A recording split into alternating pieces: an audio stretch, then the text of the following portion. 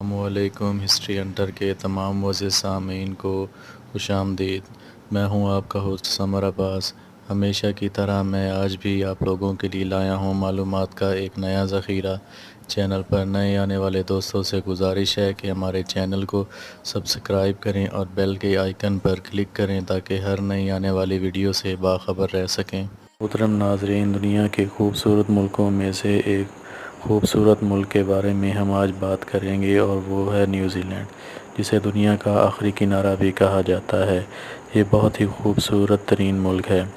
اس ملک میں پہاڑ، وادیاں، چراگاہیں، جنگل، ندیاں پائی جاتی ہیں اور اس کا درجہ حرارت پاکستانی علاقے سوات جیسا ہے۔ یہاں کی اہم صنعت میں چمڑا اور اس کی تیار کردہ مصنوعات ہیں۔ یہ ایک ساحلی ملک ہے۔ فرانس اور اٹلی کو اسی ملک سے فیشن کے لیے چمڑا کی مصنوعات برآمد کی جاتی ہیں۔ کیوی نیوزی لینڈ کا قومی پرندہ ہے۔ نیوزی لینڈ آبشاروں اور ندیوں کا ملک ہے۔ جون جولائی اس ملک میں سردی کے مہینے ہیں اور دسمبر گرمی کا مہینہ ہے۔ محترم ناظرین، آپ کو ایک دلچسپ بات بتائیں کہ نیوزی لینڈ میں بھیڑوں کی تعداد انسانوں سے 7 گنا زیادہ ہے اور گائیں انسانوں سے 3 گنا زیادہ ہیں۔ فنٹرا سب سے بڑی ملک کمپنی ہے۔ اس کمپنی کی اثاثہ جات $11 بلین ہیں اور یہی کمپنی پاکستان میں اینگرو کے ساتھ مل کر بھی کام کر رہی ہے۔ اگر دنیا کے نقشے میں نیوزی لینڈ کو دیکھا جائے تو یہ قطب جنوبی میں آخری حصے پر ملے گا۔ یہ دنیا کا آخری ملک ہے۔ یہ ملک خشکی کے 2 ٹکڑوں پر مشتمل ہے جس کے دونوں اطراف سمندر ہے۔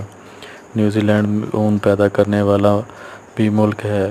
ملک کے اندر 11,400 بڑے ڈیری فارم ہیں۔ ہر ڈیری فارم کے اندر 2,000 سے زائد گائیں موجود ہیں۔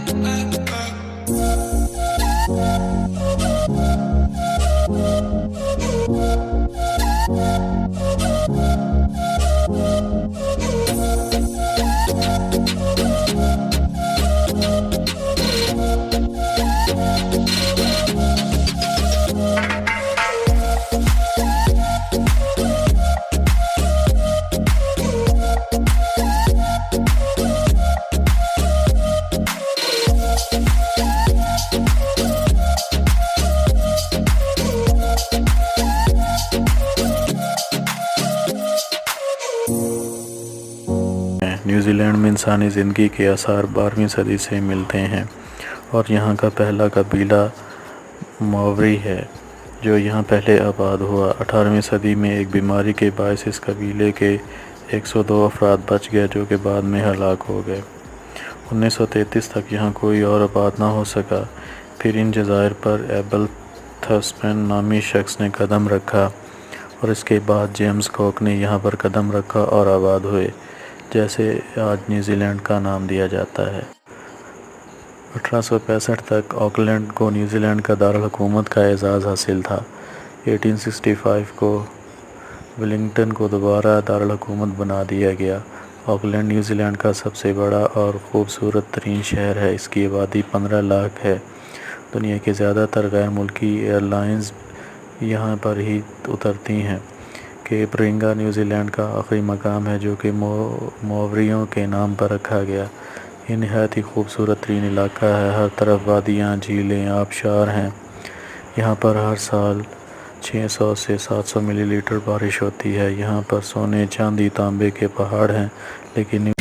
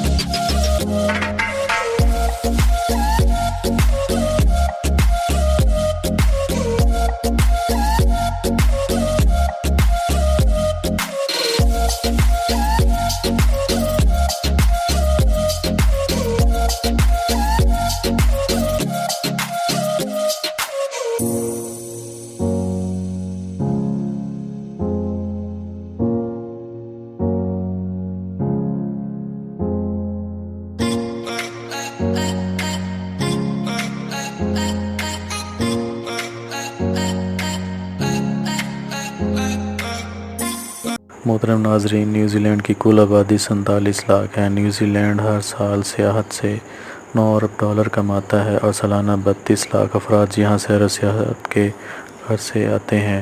نیوزی لینڈ کی 15% آبادی دیہاتوں میں آباد ہے، جبکہ باقی شہروں میں آباد ہے۔